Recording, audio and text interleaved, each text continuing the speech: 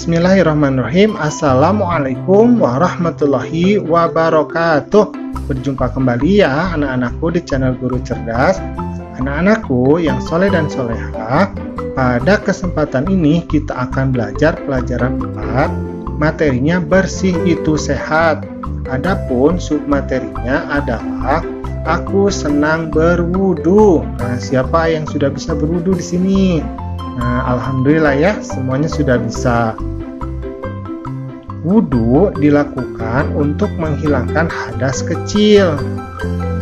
Nah, apa yang dimaksud dengan hadas? Hadas itu adalah keadaan setelah kita buang air besar atau buang air kecil atau kentut. Nah, itu dinamakan dengan hadas. Nah, ini contohnya ya.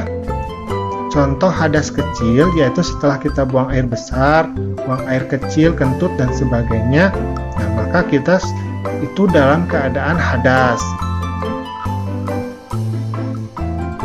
Nah, sekarang rukun wudu apa saja?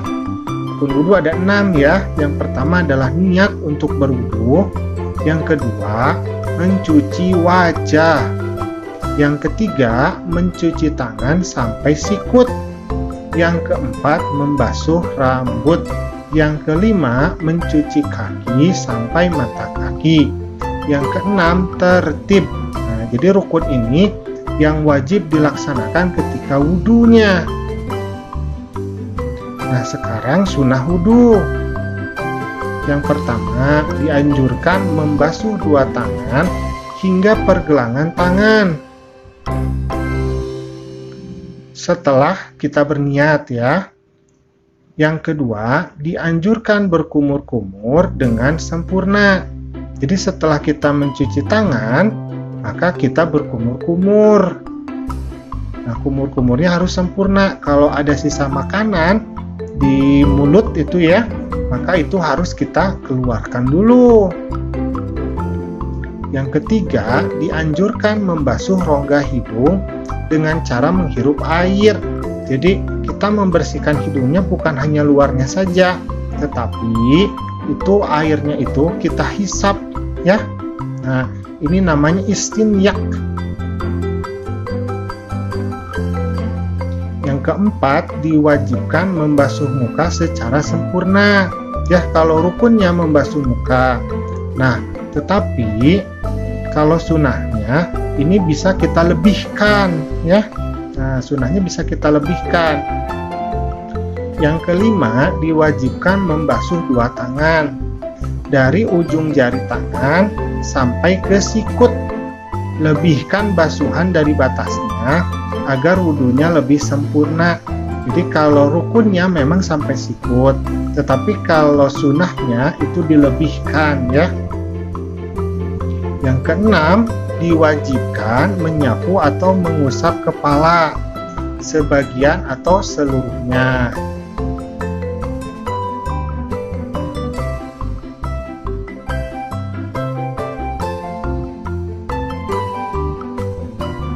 Yang ketujuh, dianjurkan mengusap 2 daun telinga bagian luar dan bagian dalam. Jadi ini sunnah ya.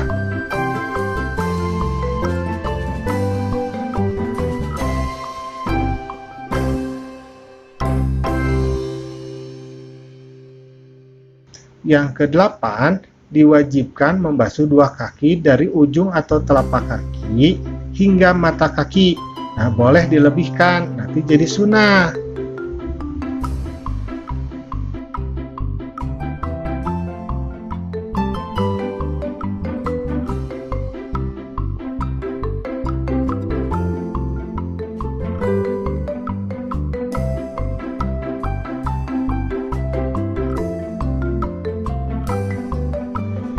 Yang kesembilan, membaca basmalah. Jadi sebelum cuci tangan kita membaca basmalah dulu ya. Setelah niat kita membaca basmalah.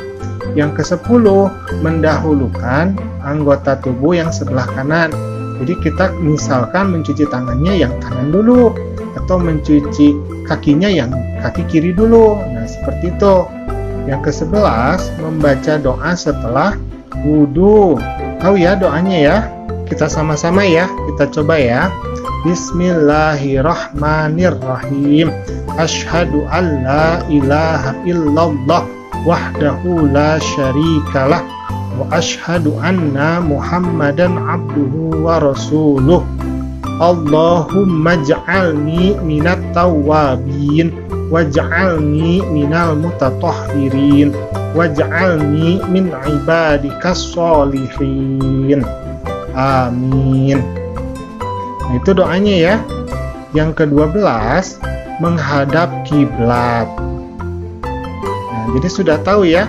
Jadi ada rukunnya, tetapi ada gerakan-gerakan tambahannya ya, dan itu menjadi sunnah. Alhamdulillah, pembelajaran kita sudah selesai. Cobalah untuk mempraktikkan wudu dengan doanya.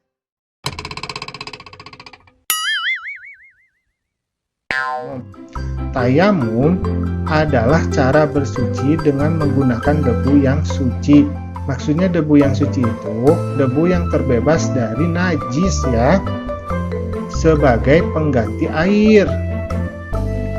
Tayamum adalah bentuk kemudahan yang diberikan oleh Allah Subhanahu wa Ta'ala dalam beribadah.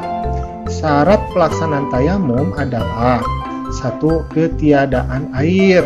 Jadi memang kita tidak memiliki air, dan kalaupun misalkan memiliki air hanya cukup untuk diminum, maka kita sudah termasuk orang yang diperbolehkan untuk melaksanakan tayamum. Yang kedua, adanya sakit yang menghalangi air untuk terkena tubuh. Misalkan sakitnya sakit demam, kalau terkena air maka sakitnya bisa bertambah. Nah, itu kita boleh melakukan tayamum walaupun kita memiliki air. Tapi kalau sakitnya memang tidak berbahaya, kalau terkena air, misalkan seperti sakit kesleo misalkan, atau sakit perut ya, nah itu maka kita harus tetap berwudu ya. Yang ketiga, sudah masuk waktu sholat dan kita sudah mencari air, tetapi kita tidak menemukannya. Nah, ini contohnya ya, jadi airnya memang tidak ada ya. Nah, tidak ada air atau ada air, tetapi hanya cukup untuk minum saja.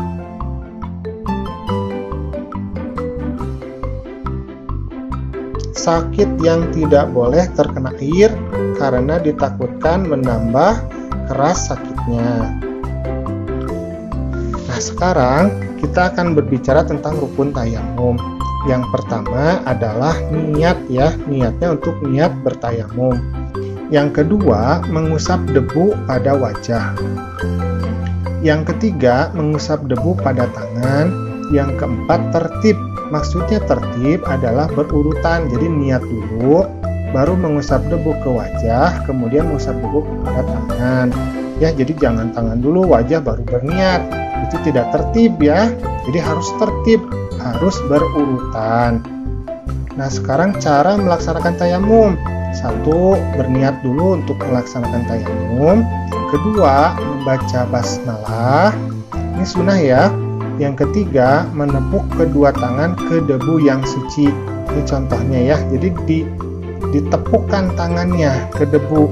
Nah, debunya adalah debu yang kering ya dan suci, artinya terbebas dari najis. 4. Menepuk tangan dengan pangkal tangan atau meniupnya. Nah, ini dilihat. Jadi ada pangkal tangan ya di situ ya. Nah, ditepukkan. Jadi jangan debu yang masih tebal. Jadi ditepukkan dulu 1 kali. Atau bisa juga kita tiup ya, kita tiup. Nah, seperti itu.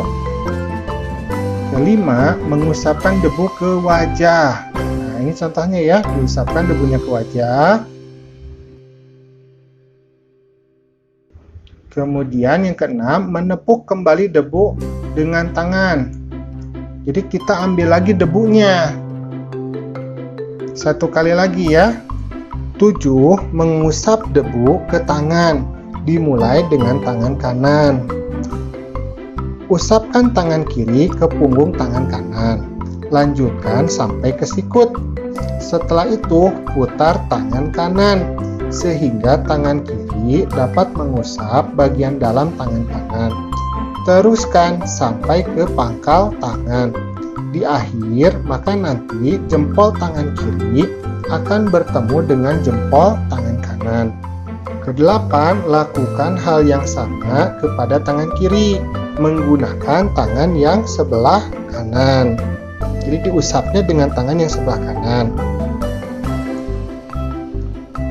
Nah, alhamdulillah pembelajaran kita hari ini sudah selesai.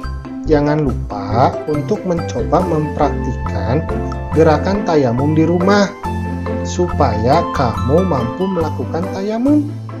Assalamualaikum.